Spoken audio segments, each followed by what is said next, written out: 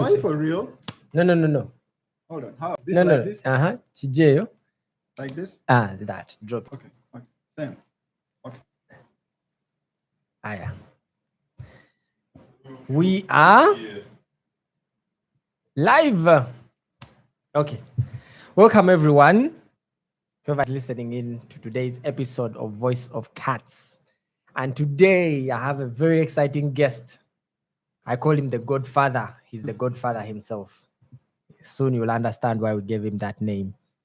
I have the incredible Elijah Laticbe. I've had professors struggle to pronounce your name, sir. So please introduce yourself. So properly. For starters, my name is Laticbe Elijah. So apparently people get confused because Elijah is actually my last name and Laticbe happens to be my first name. And for that reason, Elijah, people seem to take it as my first name. But Essentially. Exactly. Yeah, because that's most of us, the English name is the first name. Mm-hmm. So for you are like, no. Well, you're in a good place. Should have some American kids so that they I don't know about that. But welcome to the show. Introduce yourself formally. What course you're doing, where you're from. All right, so I'm from Uganda. I was doing masters in cybersecurity. So I graduated about 2 weeks ago. So at this point I'm an alumni. So yeah, Yes. That's basically it. Yeah, man's an alumni. Okay, for those who don't know, Elijah was the first Ugandan on this campus, but we shall get to all that. So let's start from the beginning. You're in Uganda, and Elijah 2 years ago, very scared, doesn't know where he's going into. First paint that picture. How did you come to get on this journey to come to, New York, to come to Katz School? How was that for you? Okay, so I was doing my regular job in Uganda. I was doing like web development on the side, and I was also doing a customer care service, a representative job. But I always wanted to do cybersecurity way back when I was still doing my bachelor's degree in software engineering from Yeshiva University. So I tried applying for master's programs. I tried India. For some reason, things didn't work out. And then I was just doing my regular thing. I knew about this organization that offers student loans to students to study in the US and Canada. That was like in 2019. But, I guess when things not the right time, you don't take it at that point. You knew about this in 2019? Yes, 2019. Wow. I know about it. I knew about it. I got admitted before I even knew about. You understand? So Wow. first, moving fast forward, so I come across this other company that was talking about the same thing. I was like, okay, I think I need to reach out to these people. So I reached out to these people. These guys are based in Nigeria. And I try to find out some information, dig some information about them. Then I knew they were actually a third party. They were not the ones offering the service. They're not the one offering the money, but they're like, third party. And then I signed up. I remember asking them a lot of questions and I got exited from the group. I think I was stubborn because I went ahead and disclosed exactly what those people do. So they thought I was a threat to, to their money and, because these guys are targeting people to pay them money to do for them these services. Yeah. So what happens is, okay, they already had my info. So they kept sending me messages. So one day they sent me a message and I'm like, you know what? We're going to offer 30 people to be assisted for free. And I was like, okay, let me throw in my, my details. And guess what? They go back to me and they're like, okay, we've signed you a manager and this manager is going to take you through the whole process and, blah, blah, blah. And I worked with this guy. He did his job really well.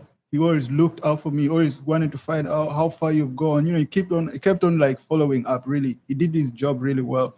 And I didn't pay a single coin. However, a lot of people were paying for that service, right? People pay for this. I got it for free. And, that kind of taught me also a lesson that, I also need to share these things to other people. And I also shared to these people, to other people freely. I didn't charge for no money. I don't charge anyone for these things. So I Yeah. help people just because I was also helped. Somebody Yeah. helped me. So, Someone told me the best thing you can ever do is to pay it forward. exactly. There's really no, because some of this, how do you pay such a thing back? It's like life can't. changing, Yeah. So you pay it forward. So you get to the, that's how you go to start So- applying. How did you know about Now, Yeshiva? Yeshiva University, this is how Yeshiva comes in the picture. So this guy sends me a couple of universities to apply to. Yeshiva was none of them the first time. So I applied to those universities, and one of them go back to me. Then one was asking for a lot of like details, and I felt like it was disturbing, right? And then this guy asked me, "They've not gotten back to you." I was like, okay, when one of them didn't give me an offer, they say, "Oh, the place was they had enough candidates, blah blah blah." And then this guy was like, "Okay, there are some other universities I want you to try." So he gave me Yeshiva, then he gave me some other group of universities.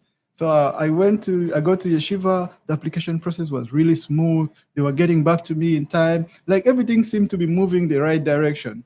And I got my offer in probably a week after applying. Yeah, they So did. when I got that offer, I looked at the university. I got a little background. I'm like, Yeshiva University, a Jewish university in New York City. I'm like, you know what? I'm a Christian. I love like Jewish people. And I'm like, you know what? I think this is the right place for me to go. Nice. Mind you, I'd already gotten offers from the UK. I got over 6 offers from the UK prior to applying to Yeshiva University. So me choosing to come to Yeshiva University was quite straightforward to me. Yeah. Oh, nice. Yeah. You're right. These guys' processes are very fast. Yeah. They even me. I remember actually, to me it kind of even scared me. I'm like, oh, these guys are too fast. I thought they were that was coming, but it was legit. I remember they called me. I was at a tech conference in Toronto, and they called me. I phoned missed calls, and then when I called back, actually they called and then they texted. Like, hi, this is from Katz regarding your application. I was like, I'm at a conference. Let me call you back. Okay. And then I called them back. And I remember taking that call and going, this could be the call to change my life, and I don't know it. Something crossed my mind. I'm like, this could be the call, but it's just another call.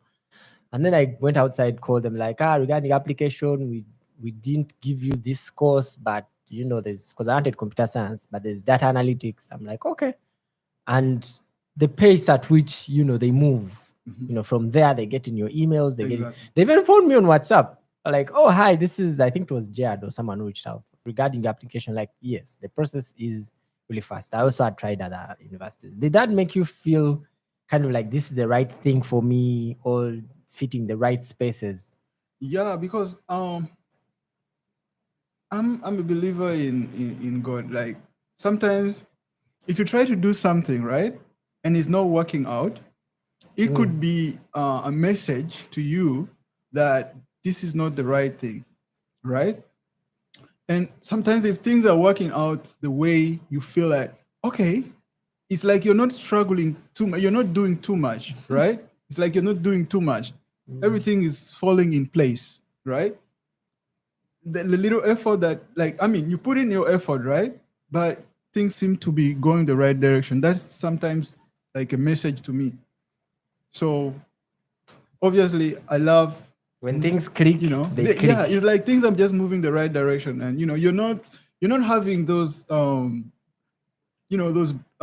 should I call it, like hurdles, right? Yeah, you're beating all those hurdles like real quick. You're not struggling so much.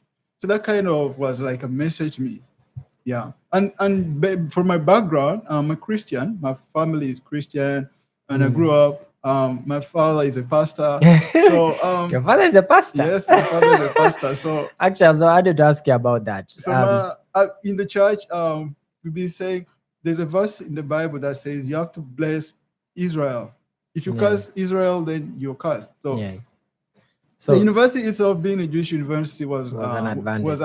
To me, it was like, okay, I was like interested really, because I've never been in a Jewish environment. It was like a curiosity to me as well to also and maybe come and see how the Jewish maybe behave, their culture, because I've only heard about them. Okay. Yeah.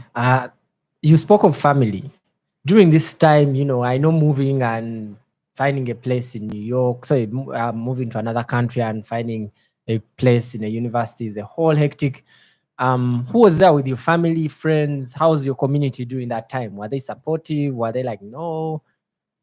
I mean, my family wasn't involved right from the start.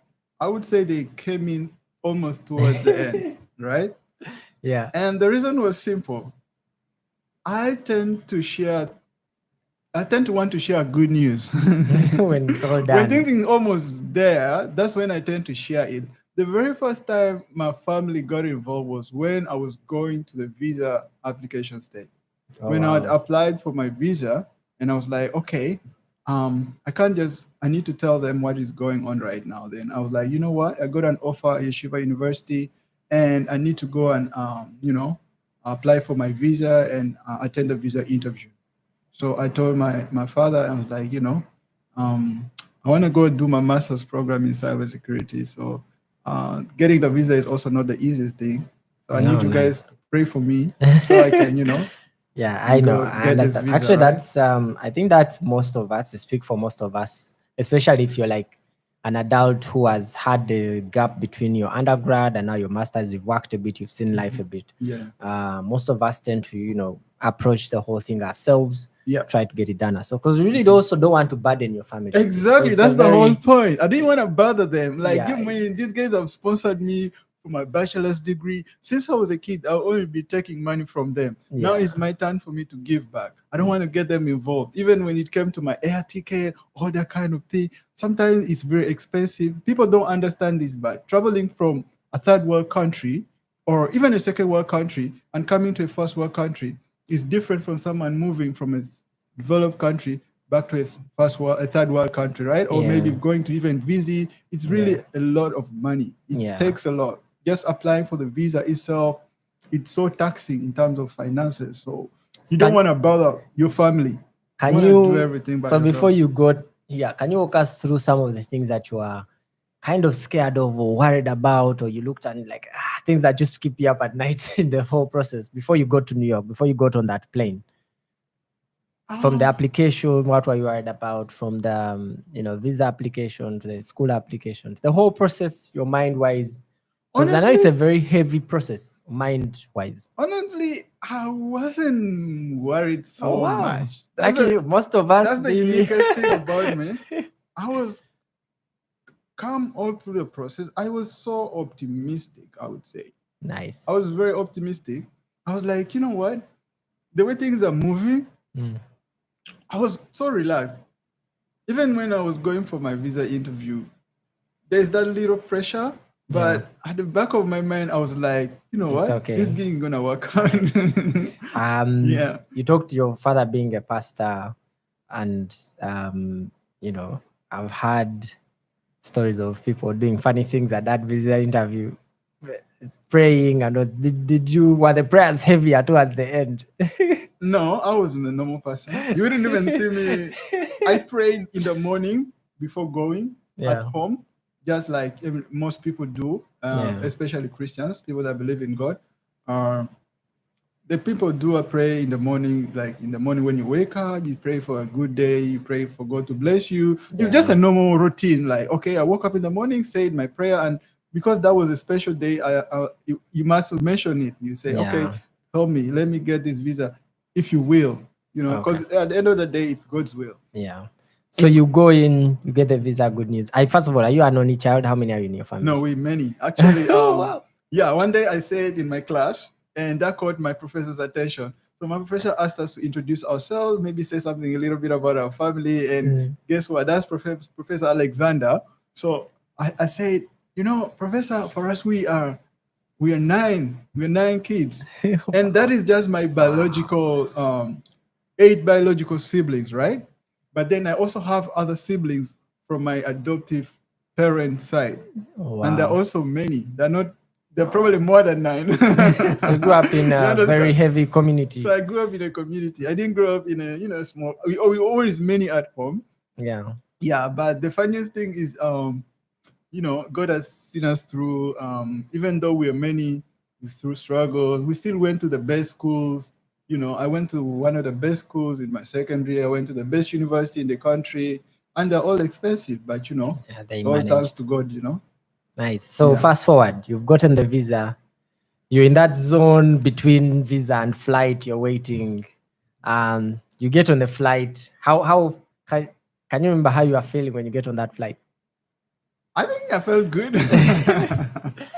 Yes, my life is about to change. I felt good, but you know, it wasn't my first time on a flight, so Yeah, but this is going to New York flight. but I'm going to New York, so definitely it's a little different, and it's one of the actually the longest flight I've been Yeah, on, it's long. for sure. It's So, long. flight was about, I think, 18 it's hours, long. I think. It's long. Yeah, because when you go to Addis Ababa, you take a break. It was a 3-hour layover in Addis Ababa. No, 4 hours. Then there was a 1-hour layover in Abidjan. I had 2 layovers, man. Then from Abidjan, it was a straight 9 hours. Yeah, New York. that's long. Yeah, long. it was probably 18 hours. So it was a long one. Then but you land. It was a good feeling. I felt like, okay, that's cool. But the feeling of the flight wasn't that magical because I had been on a flight before. So I think the first time a flight is magical is the very first day you have a flight. That's when you feel like, okay, this is a little different. So you get to New York. Mm-hmm. What was your first impression? So my first impression in New York was, it was hot. Wait, you came in the summer? You guys that people are surprised. You're not in the summer. I came in the fall. Oh, you came in the fall. So yeah. That's around August. Yeah. So when the plane is landing, they tell you, they announce it's gonna be this and this degrees hot in Fahrenheit. The strangest thing, I think, because they probably knew there were, I think, I remember the degrees was Celsius. Yeah. Oh, they told. Oh, yeah, because they have international. They have international people coming from different countries that don't understand the whole degrees Fahrenheit. I think up to now, I still don't understand it. So they mentioned 30 degrees. I was like, what? This is hotter than my country at this season. In that particular season, it was hotter than Uganda. So when I tell people that sometimes New York is hotter than Kampala, they'd be like, are you for real? I'm like, yeah. In the summer, it does get hot. And in summer, it gets right now. Today, I came literally, I was dripping, man. It was about 30 and I was at midday. Yeah. So that's the first impression of New York City. Second was, so when I get off the plane, then you go through the customs and immigration, blah, blah, blah. And then, so I came here by myself. No one was waiting to pick me up from the airport. Are you serious? So, yes. And all I had was my address where I will be staying for the night. So I had gotten like an Airbnb for 4 nights. Before then, I can start figuring out what next to do. So when I get off the airport, first of all, let's pause. You are the only Ugandan at the school so far. Exactly. At least for us who you brought on, we had you to guide us, but you're the only Ugandan. I was the only one. Go on. So the only person that I knew before coming to Yeshiva were my Nigerian friends, right? So in the process of getting this visa or blah, blah, blah, we kind of got connected because there was like a WhatsApp group that was having students, international students, so all over the place. So we kind of singled each other out and we were like, oh, you're from Nigeria. Then we kind of formed a clique. So before we came here, we already had a clique. Well, I knew, that's nice. Yeah, I knew 2 people, right? So I knew Amaka.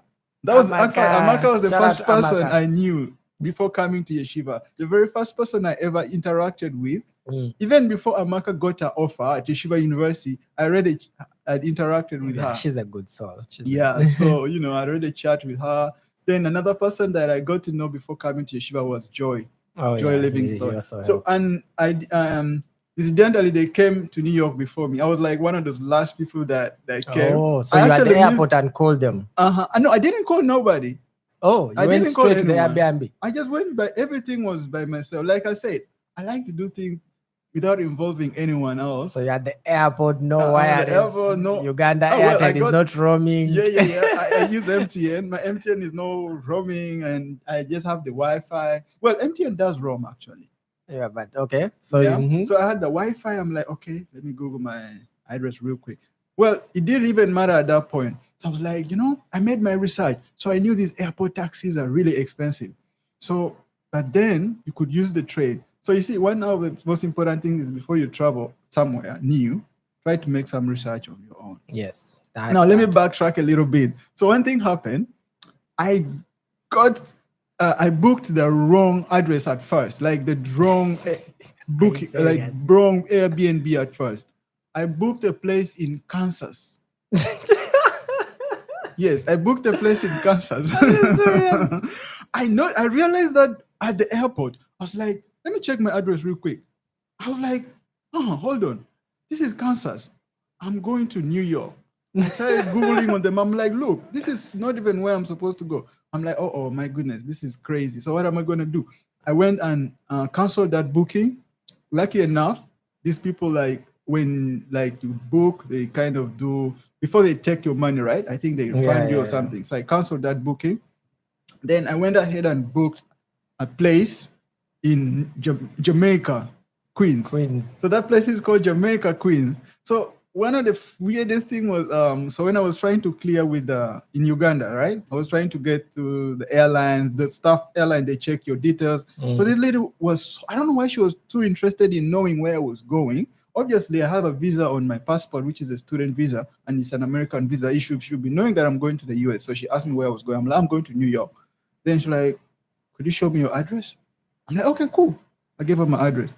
She looked at the address. I thought she was probably looking on the internet, trying to Google the address. Because when you see Jamaica, I think for them they thought they thought, maybe Jamaica, the country. Yeah. So but they usually pick something and go with that. Yeah, and then she was like, okay, cool. So did you get an Uber from there? Did you get a train? No, what happened is, of course, I knew the Ubers, these taxis, the yellow cabs. I knew they were expensive. I already done my research.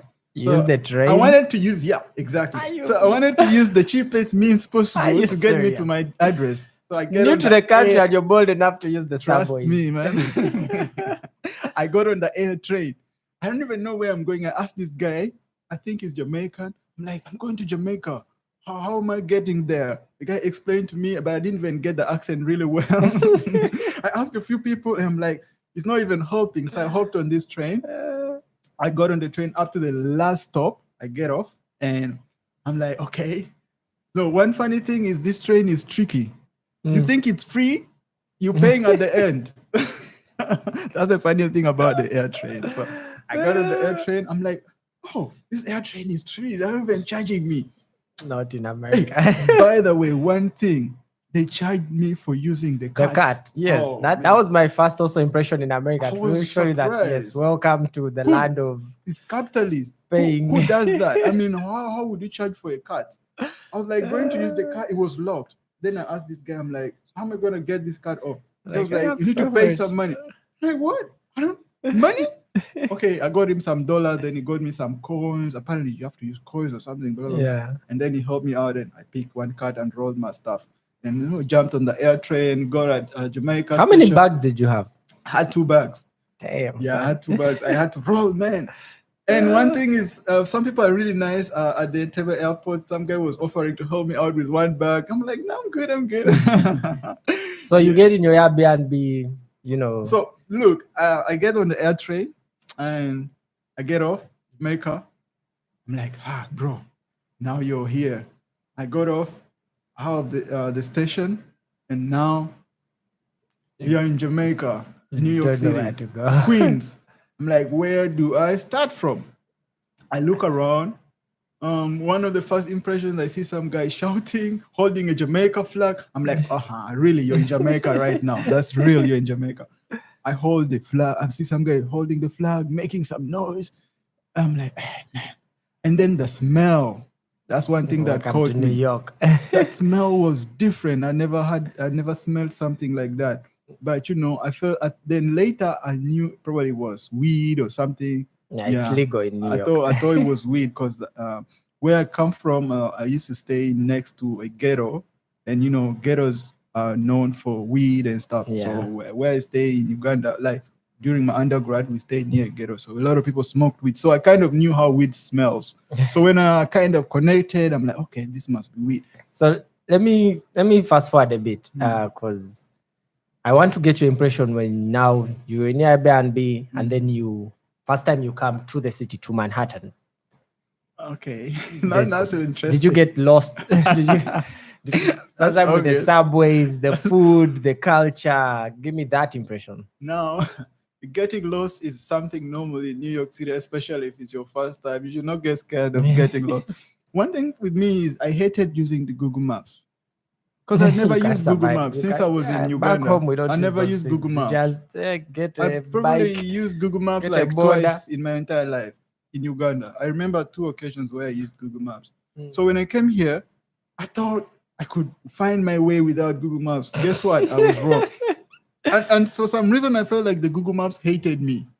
Because sometimes you feel like it's taking you the wrong direction, and then you have to keep moving, circling around, back and forth, And and New it's York is a annoying. grid. And you feel like people are looking at you. No one judges. It's really annoying New York sometimes. is a grid. But I eventually I got used to the Google Maps. I got lost a few times. Sometimes you miss your stop, you end up in a different area. Yeah. So I even remember the first time I came to school, I got lost somehow, but I found my way. I remember getting off like almost 1 mile away from school. So I checked my maps. I'm like, the school is 1 mile away. I'm like, no, 1 mile, I can walk this. So I kept walking, following the Lexington Avenue until I got to the school. I even missed the orientation because, I had to be moving about, trying to get to school. I mean, the second orientation that was made for international students. Yeah. So I missed that. Then the same day I met Joy, I met Aka, I met Rachel. I took. So how did you eventually? So I want to get to the crust of this. You are the only Ugandan in your school. Most of us are lucky we came with people we already have people from the country. Talk to me about accommodation, because most people want to stay with people from their own countries. Yeah. So talk to me about that. Accommodation, circles, not speaking your language for almost a year because you have no one to speak it with. Tell me, give me that experience. So now for accommodation, I'm looking out for some online. I Google a lot, so I go online looking for accommodations, shared renting, having roommates, Roomie like there's this app called Roomie. I think it's Roomie something. I don't remember. So I tried to use those platforms to get housing. Right, it was challenging, getting the right people. I shared. How many nationalities did you stay with? I stayed with Americans. I stayed with Dominican. Well, I stayed with Dominican Americans. I stayed with Dominican who does not speak English.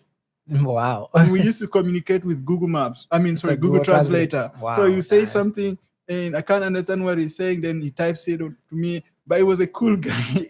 He left me with his rollerboard. When he left, he was like, I'll come back and pick this rollerboard. Guess what? He never came back. I still have this rollerboard today. Nice. I live with Americans. I live with a Colombian. Yeah, so, but, By the time I got in touch with you are living with Indians. Yeah, when you got in touch with me, I was living with an Indian roommate.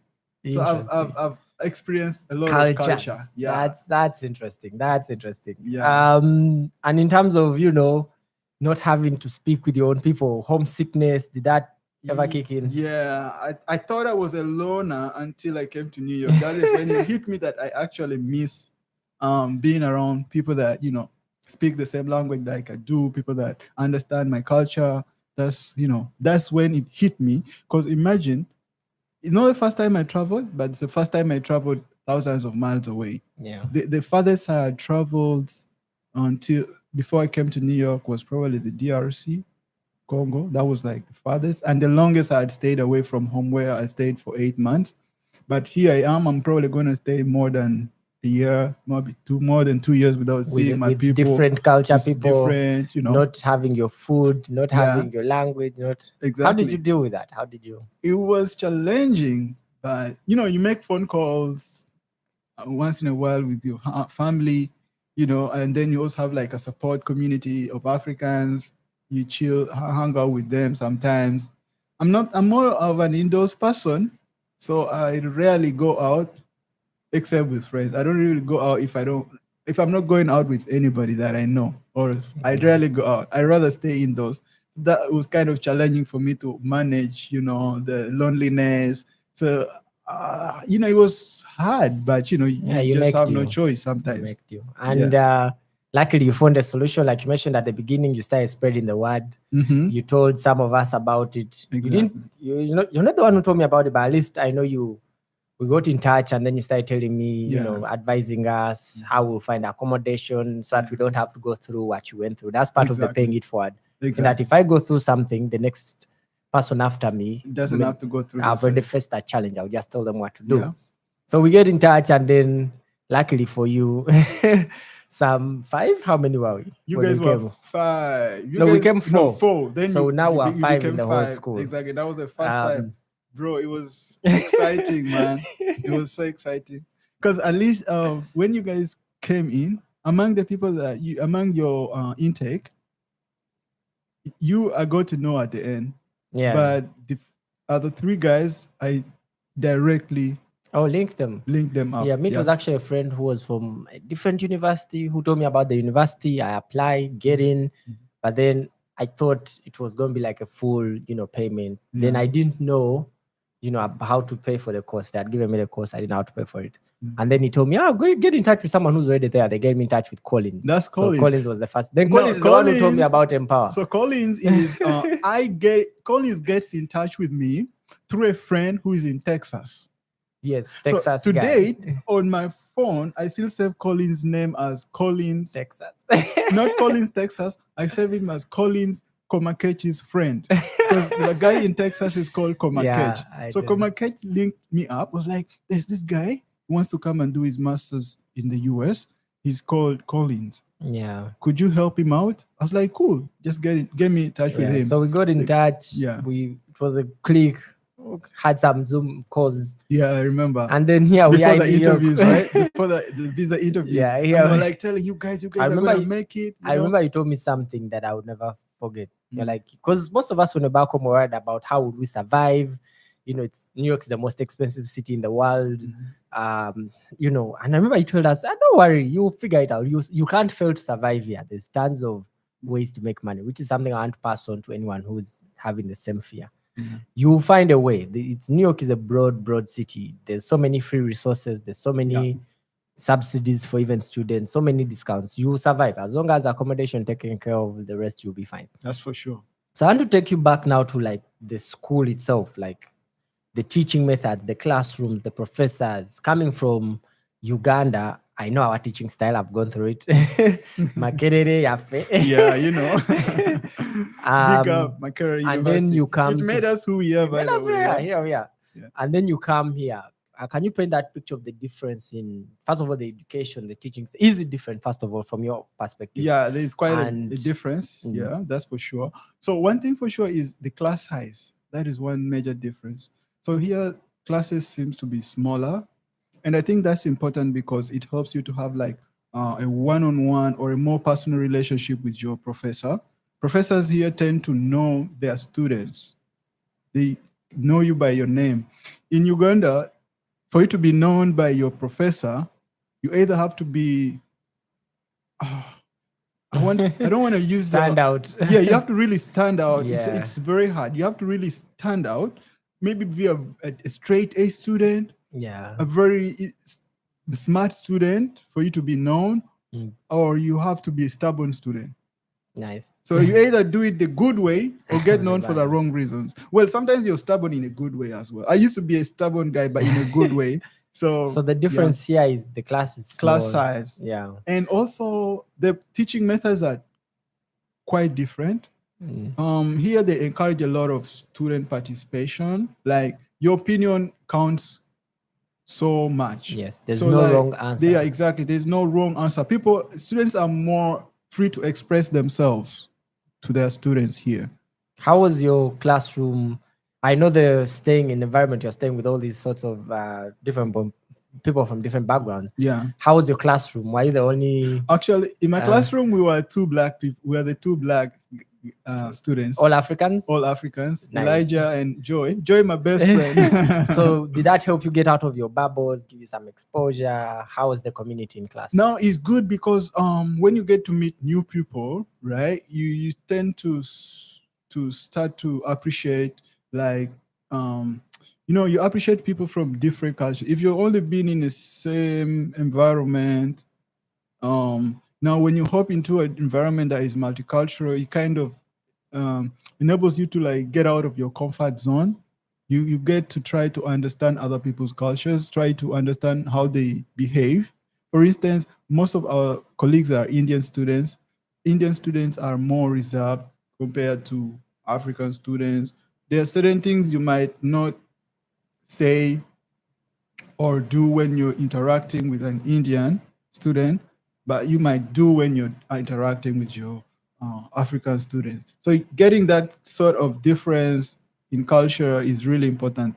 So it helps you like figure out how to deal with people from different, Nice. environments. So So- it's good actually. It could be challenging in the Yeah, start. but For it's good. instance, especially the language could be challenging. My Yeah, most they don't understand your experience accents. was quite hard. At first, I used to fail to understand a lot of my Indian friends when they were speaking. It took me a few weeks for me to get used. Yeah. You have to pay extra attention. If someone is speaking, you have to really pay extra attention. But I think it's also good in a way because it helps you to, it builds you, like it makes you a different person. Nice. Yeah. 2 years down the road, you're done. Yeah, Cyber. How was it, first of all? I 2 mean, years. I enjoyed cybersecurity. I enjoy my professors, especially Mr. Alexander, Abramovic, my best professor. Nice. I also have Mr. Tariq, those are So some of looking my- back, the Elijah 2 years ago from northern Uganda, yeah. just seated there hoping to come, versus the Elijah now. Mhm. Do you perceive yourself as a change man? What would you tell that Elijah back then? Back then,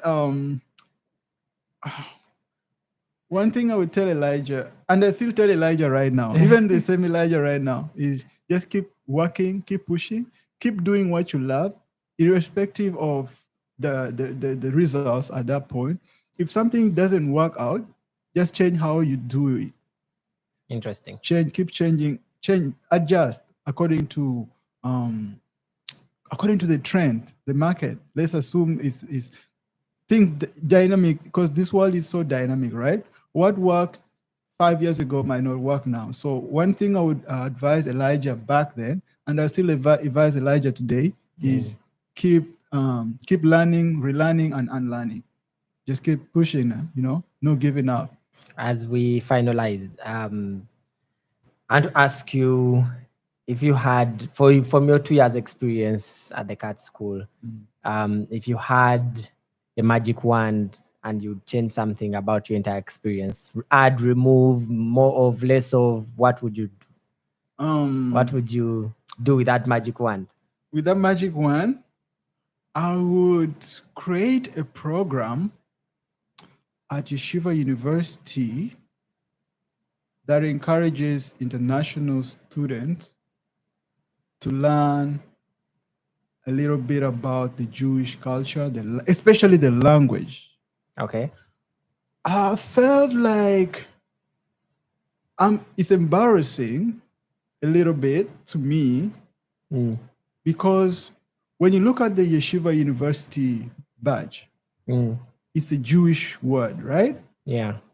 But And I trust can't read me, it. I don't even know a single Jewish alphabet. Interesting. I feel like there's a little disconnect between international students and because now this is a Jewish university in America. You understand? It would be different if it was in Israel, maybe, right? But the fact that probably it's in America, maybe that's where the challenge comes in. But it's still, if you're in a university that is formed based off a certain culture, I don't want to go into religion. I want to use the cultural aspect of it, because being Jewish comes in with the culture as well, the language being different, right? So I want to focus more on the language, because I feel like language is something that a lot of people would be interested in learning. I might not be interested in practicing a certain culture, right? Because of my faith, because I'm Christian, and Christians and Jewish have some differences, right? I might want to practice my faith in a different way, but at least one thing I would love to share is the language. Okay. I feel like if there was a way for us to learn a little bit, not a lot, but a little bit of the language, understand the badge, what is on the badge, what does it mean? Teach I us can't Hebrew. read it. Teach us some Hebrew. Actually, I understand, my you father understand. used to read the Hebrew Bible. Yeah, because he did theology. Oh, wow. Yeah, he did theology. So during his times when he was studying, they taught them the Hebrew language, a little bit of it. I understand that Hebrew has a little bit of Like when you speak Amharic, Yeah, I had Amharic. The Ethiopian language has a mixture of Hebrew and Arabic. yeah. Kind of, It's a hard language it's a also. hard language because I hear they write the Hebrew starting from the left, right? Mm. They write starting from the left to the right. And the same with Arabic. Arabic is also written starting from the left to the right. So I feel like the calligraphy is a little bit hard. Yeah. Yeah, but I feel like, that's one thing I would change. I would want to add, not change, but I would want to add that Nice. aspect of integrating, So for my last round, I have a couple of fire round questions. Okay, let's go. Just short form, give me a short answer. Mhm. And so, if you're a villain in a movie, what would your villain name be? Man, that's a hard one. If I was a villain in a movie. Laticbe is a villain. I don't know. Superhero name? A superhero name? Man, that's a hard one. Okay, we'll find another one. That's a hard one. New York is expensive, but you also can easily spend because things are easy for you to access. So what's the most you've ever spent on something completely unnecessary?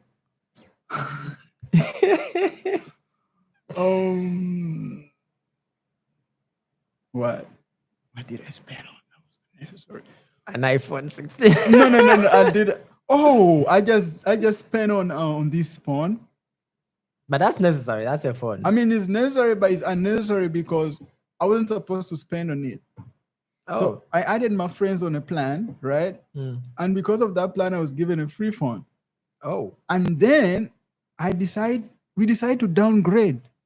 And when we downgraded, they were like, okay, because you downgraded, now we are getting you off the free plan. You need to pay for this phone. Oh. Yes. So that was unnecessary. I shouldn't have spent money on that. Oh. Yeah.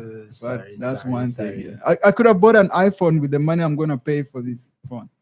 Could have bought an iPhone 16. First thing you'd buy if you got 10K right now. 10K right now? So first thing you'd buy. First thing I would buy a piece of land in my home country. Okay. Yeah. 10K can actually buy a good piece of land in northern Uganda in a rural area where you can practice agriculture. So I would probably buy 5 acres of land and I would still have some balance. Yeah. I wouldn't use all the 10K. I would actually use part of the 10K.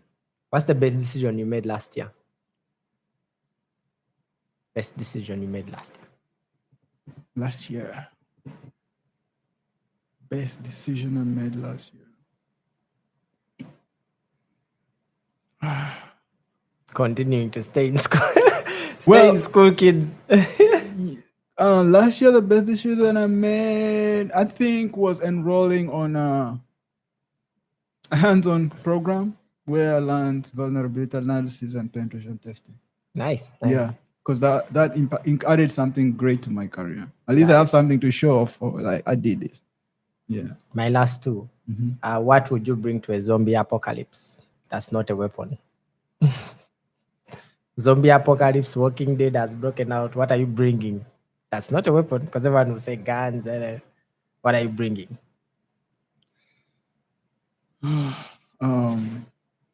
I think I would bring a mask. And then the last one, if you could swap brains with anyone for a day, who would it be? I would swap my brain with Elon Musk. Really? I want to know how he thinks. I want to know how he thinks. All right.